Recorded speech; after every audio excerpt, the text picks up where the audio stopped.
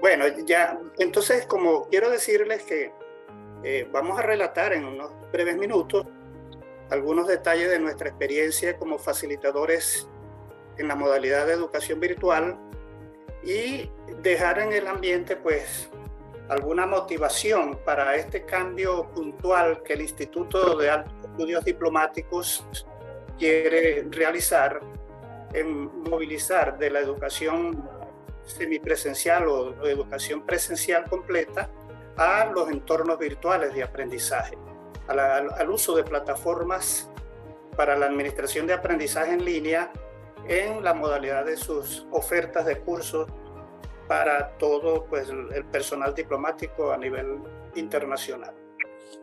Básicamente, antes de compartirles en pantalla la presentación que he resumido para esta conversación, yo quiero, dado que hay una iniciativa de cambio, se está promoviendo una iniciativa de cambio de una modalidad hacia otra, deberíamos considerar en principio cuáles son las ventajas más evidentes que nos deja el cambio de la modalidad hacia el cambio de la modalidad virtual.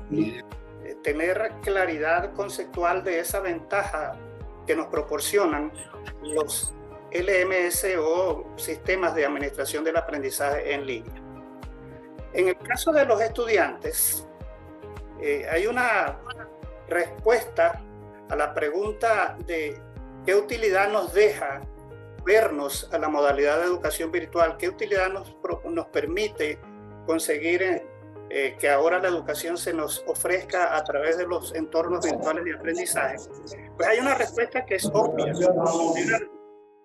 Hay una respuesta que es obvia y que justamente generaliza la utilidad más observable de los entornos virtuales de aprendizaje relacionada con la flexibilidad que le proporciona o que nos proporciona tanto a los docentes como a los estudiantes, pero particularmente a los estudiantes, esa flexibilidad de tener tiempo para poder atender estos compromisos educativos, sobre todo con la situación particular en que estamos envueltos en esta modalidad, personas adultas, profesionales en ejercicio, profesionales que tienen compromisos laborales con horarios muy ajustados, compromisos familiares, compromisos de distinto índole que les impide asistir a encuentros enmarcados en un horario de estudio como es usual, pues, en nuestras universidades nacionales, en nuestros institutos de formación. Entonces, esa es una respuesta que da una ventaja del uso de los entornos virtuales de aprendizaje, que nos facilitan ese acceso de manera flexible y nosotros como estudiantes podemos hacer ajustes para poder participar en cualquier momento, desde cualquier lugar. Ahí es donde está la situación de ventaja en continuar nuestros procesos de formación continua. Y una, digamos, respuesta que quizás no es tan obvia, pero que en este mundo de la sociedad del conocimiento lo podemos apreciar, es el dominio o inclinación hacia el uso de herramientas tecnológicas que favorecen el desarrollo de muchas actividades en la sociedad del conocimiento.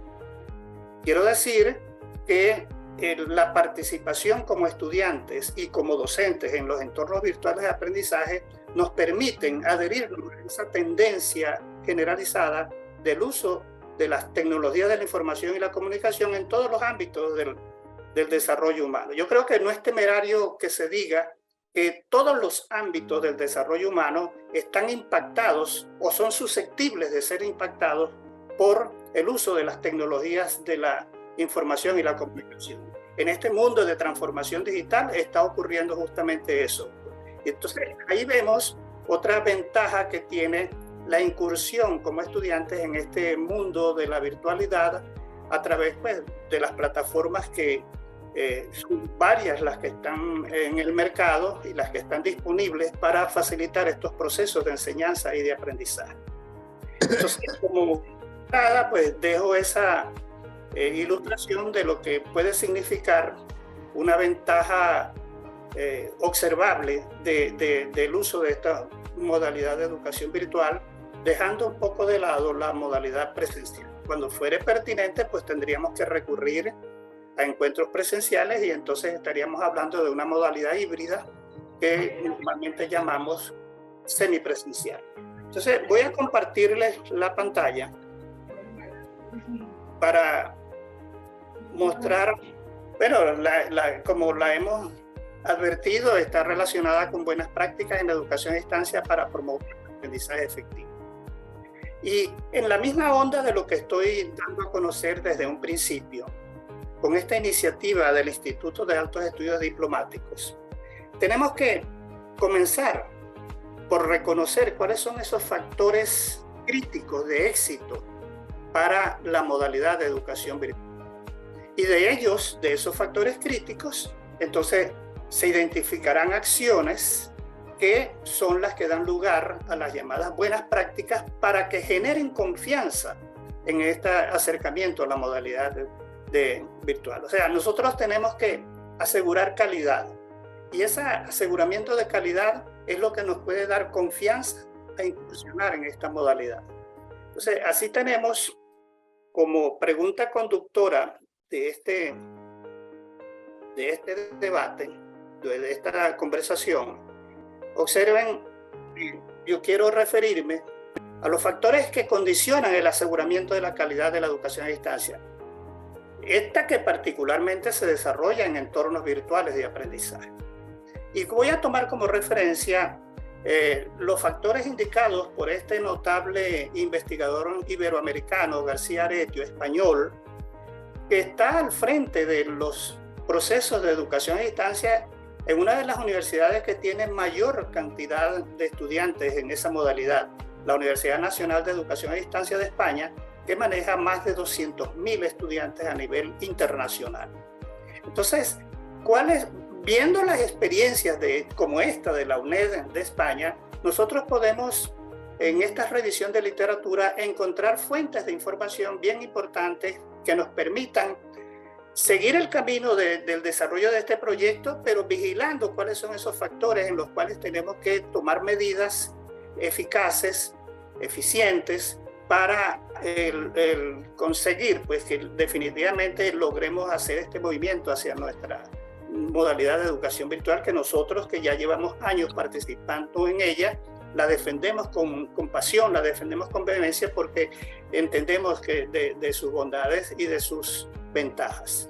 Entonces, estos factores que darían lugar a acciones para el aseguramiento de la calidad de la educación a distancia, entre ellos podemos destacar que es fundamental el apoyo institucional. Es fundamental para poder iniciar un proceso de esta categoría, de esta naturaleza, contar con el apoyo institucional.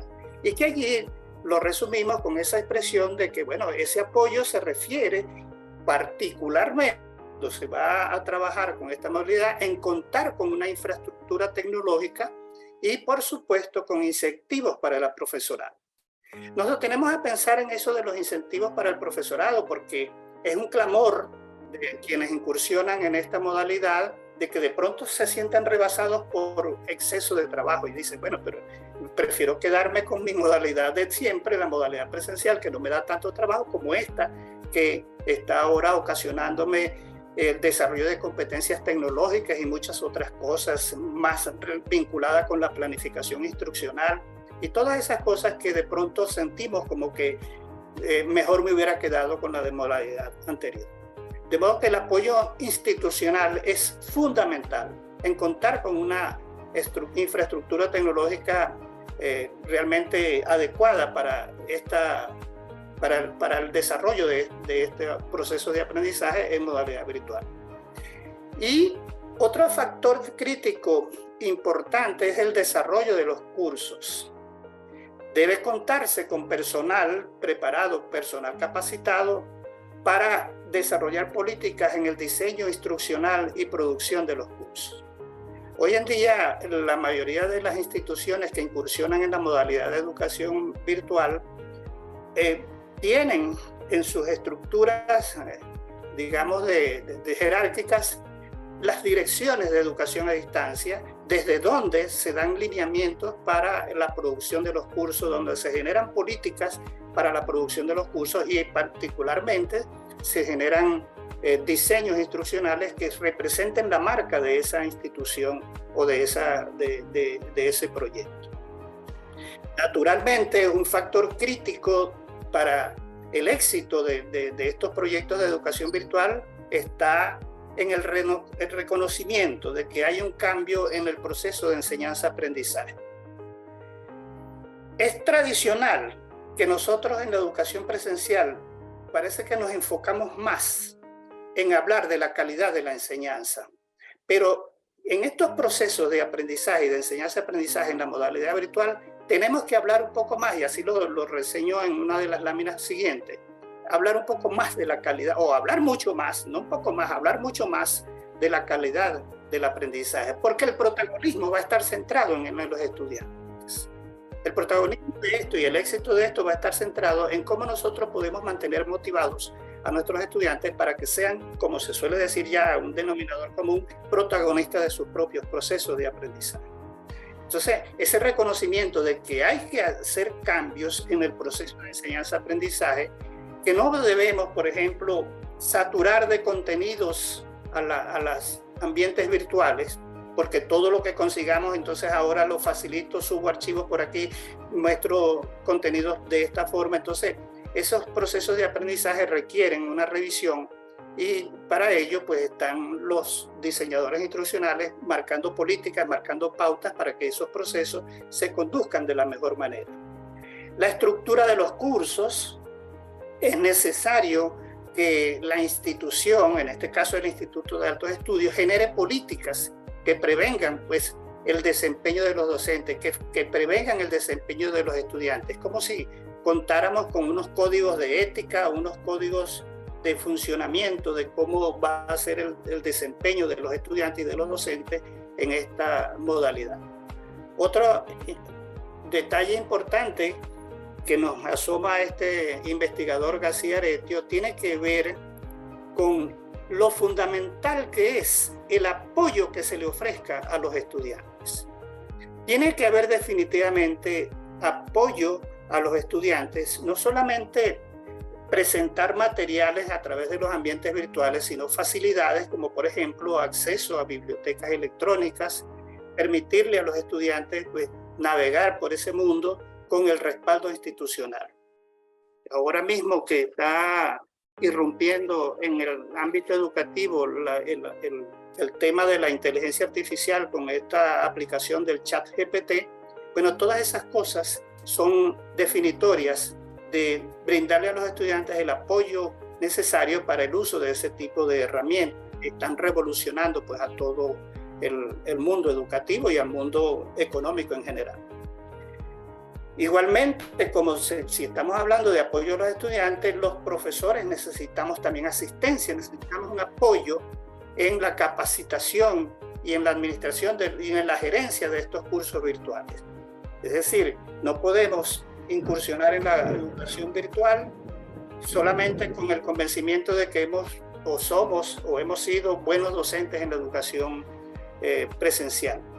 Eso puede ser garantía de muchas cosas buenas, pero realmente hay un cambio aquí paradigmático en esto de la educación, de la docencia en educación virtual, que nos obliga a tener una capacitación, una formación idónea para el ejercicio de estas nuevas funciones. Y por supuesto, todo proyecto tiene que ser evaluado, valorado, observar cuáles son las debilidades, las fortalezas, las oportunidades, todo esto que conocemos, que podemos presentar en un análisis FODA, pero es importante la definición de políticas como un reglamento que permita desarrollar todo el proceso de educación virtual apegado pues a la filosofía, a la concepción, a toda la visión del Instituto de Altos Estudios Diplomáticos. Entonces, las buenas prácticas deberían tener algunos principios básicos que fundamenten esas acciones. Entonces, nosotros, fíjense que la calidad de los procesos formativos las podemos buscar en esos factores que acabo de mencionar: el apoyo institucional, el apoyo a los docentes, el apoyo, el proceso de aprendizaje. Todos esos son factores que condicionan el éxito de un proyecto como este.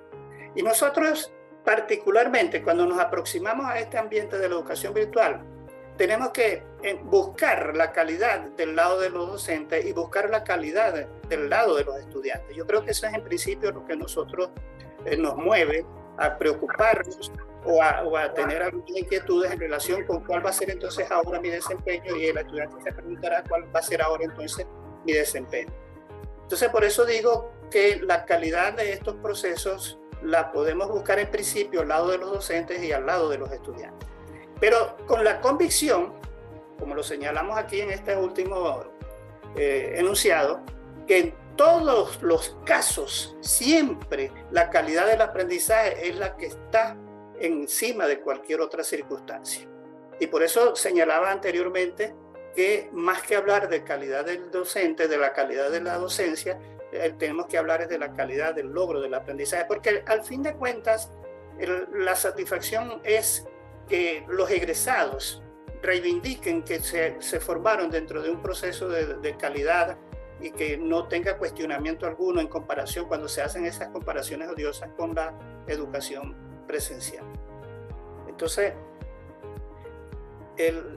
debemos entender como fundamentos de lo que pueden ser buenas acciones para el ejercicio nuestro en la modalidad, que el rol cambia un poco. En vez de pasar de ser ese eterno expositor de contenidos, tenemos que convertirnos en mediadores, en que ayudaremos a los estudiantes a aprender, indiferentemente del nivel en que se encuentren, sea a nivel de formación de diplomado, sea a nivel de formación de maestría, sea a nivel de formación de doctorado. Es decir, la misión nuestra como docentes en la modalidad y en cualquier modalidad realmente es ayudar a aprender a los estudiantes, el ser lo que como ahora se nos denomina mediadores o facilitadores del aprendizaje. Y esto tiene mucho que ver, detrás de esto hay una política o una teoría, que es la de teoría socioconstructivista de Vygotsky, que señala pues que el aprendizaje tiene unas características sociales, y entonces nosotros, incursionando en grupos, podemos ver cómo llega un momento en que alcanzamos cierto nivel de conocimiento, pero necesitamos un empujón, para decirlo en palabras muy sencillas, para pasar a otro nivel de conocimiento. Esta zona que Vygotsky llamó zona de desarrollo próximo, donde uno llega hasta donde puede, pero que luego con la ayuda de otra persona puede seguir avanzando porque tiene un potencial para seguir avanzando. Entonces pasamos a una zona de desarrollo potencial. Entonces, con ese principio detrás de esta fundamentación, tenemos que nuestra misión es ayudar a que estos cambios el alumno puede hacer solo, como yo puedo darle alguna ayuda para que alcance otro nivel de aprendizaje.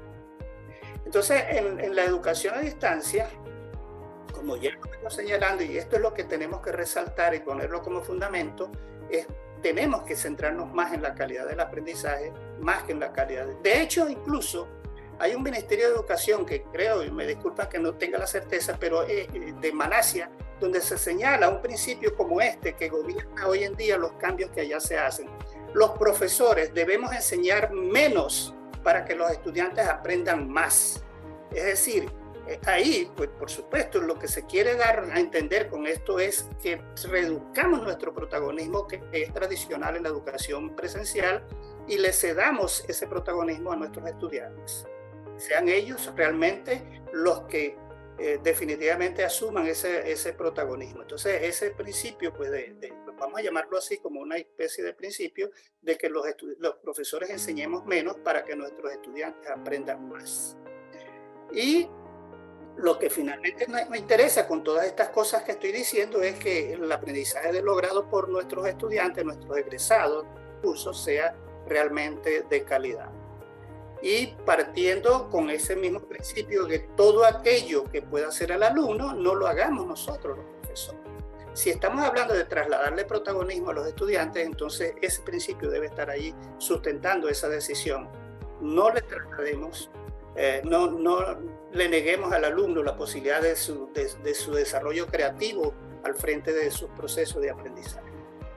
Entonces, del lado del docente, ¿cuáles podrían ser las competencias necesarias para alcanzar o desarrollar acciones de buena gestión en la educación virtual?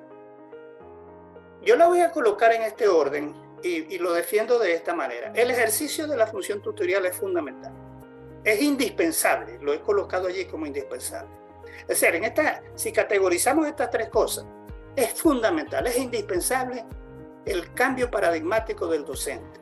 Es decir, tener completamente convicción de que su rol pasa al de ser un mediador, un orientador del ejercicio, del desempeño de los estudiantes. Es indispensable que se tenga esa convicción.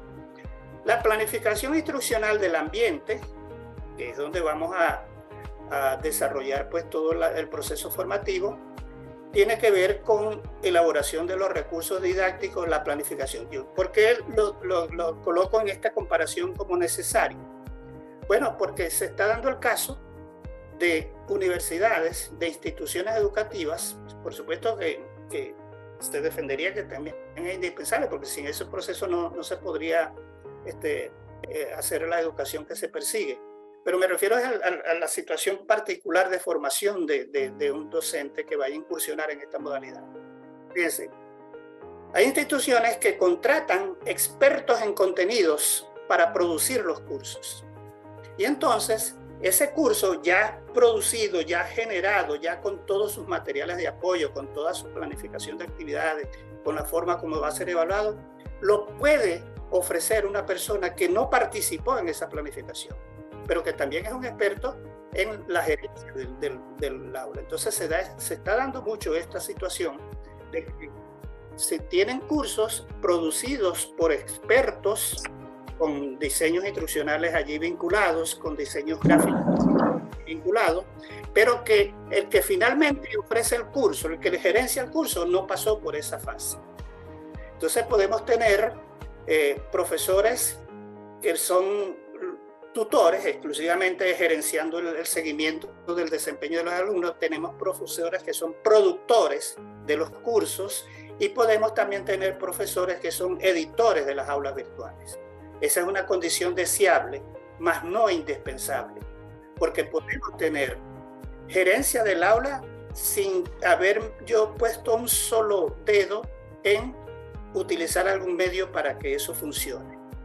Es decir, que la responsabilidad de la edición del aula la dejamos a veces en manos de un personal técnico altamente preparado para utilizar los medios de los que dispone el aula virtual para poder ofrecer los cursos. Esa es una situación muy típica hoy en día también.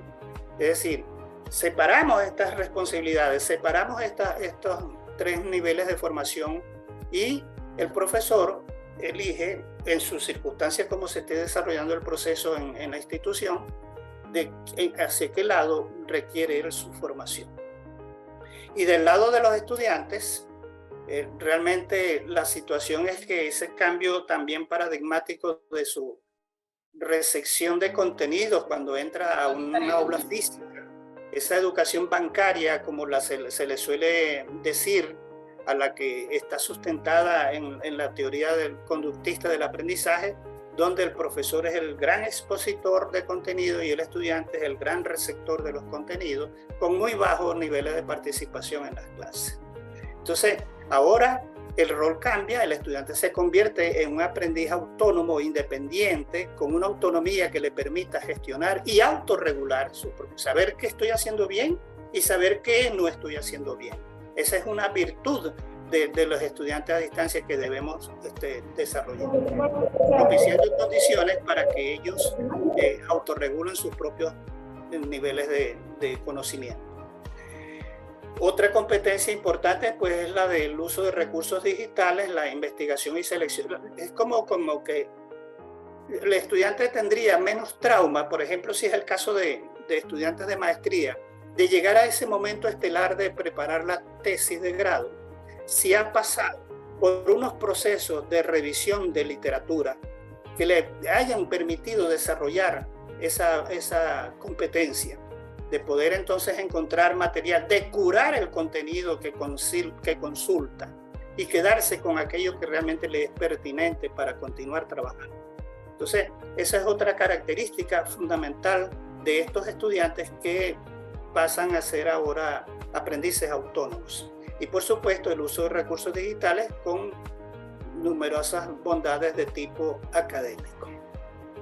Entonces, ahí tenemos dibujado lo que puede ser competencias necesarias para el docente en la lámina anterior y estas que son derivadas para los estudiantes. En el caso, pues, para cerrar la conversación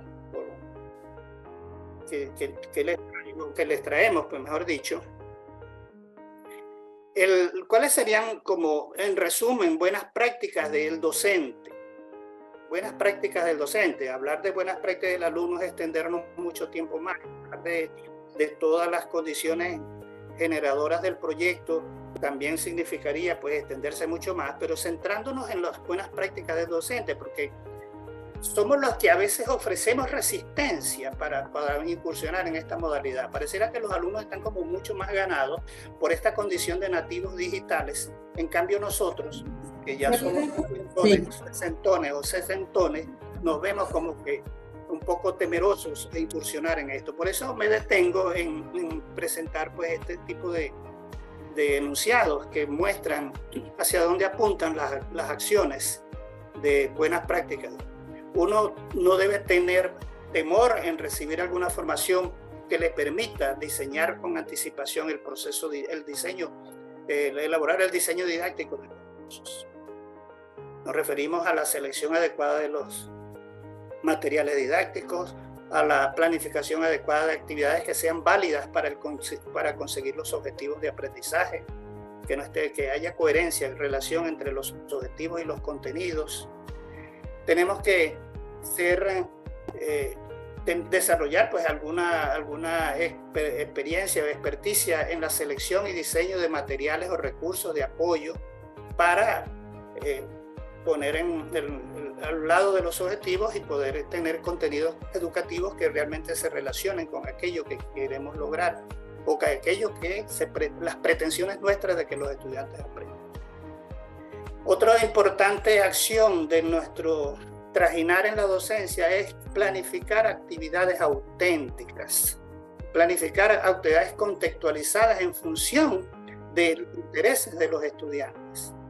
Esto se llama aprendizaje contextualizado, aprendizaje situado en el contexto laboral de los estudiantes. No es proponer tareas o ejercicios o proyectos desvinculados de los intereses de los estudiantes. Tenemos que ir en función de qué es lo que le interesa a los estudiantes y preparar entonces actividades que tengan esa correspondencia que nosotros planificamos. Y estos son elementos que indicarían una buena práctica en el ejercicio de la docencia a distancia.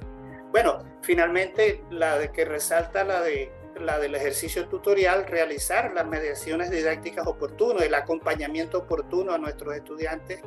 No es posible que podamos pensar que sea una buena práctica que yo participe en un ambiente virtual, entro el día lunes, abrimos el espacio para que tengan los estudiantes conocimientos y me pierdo de allí, como eso es a distancia, que estudien ellos solos, entonces yo vuelvo a aparecer por allá en otro momento, en el día que tenga planificada una conferencia. Bueno, esto requiere un seguimiento oportuno del trabajo que estén haciendo los estudiantes.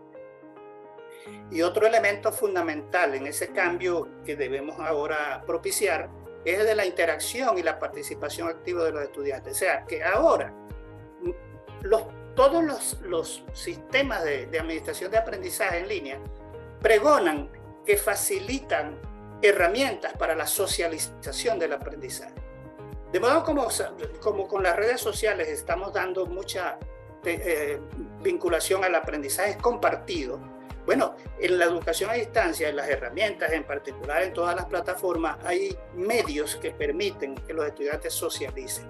Esta misma herramienta de Zoom nos permite hacer socialización del aprendizaje. Si en este momento, por ejemplo, yo creara unas aulas privadas y los separo en grupos para que todos trabajen, consensuar opiniones y luego regresar a la actividad plenaria. Entonces, ese tipo de ejercicio en la docencia virtual está condicionando como un factor de éxito a que las clases, si las llamamos virtuales, no sean aburridas, no alejen a la gente en vez de acercar. Y por supuesto, lo que resalto también, el demostrar ese interés por el seguimiento del progreso de los estudiantes.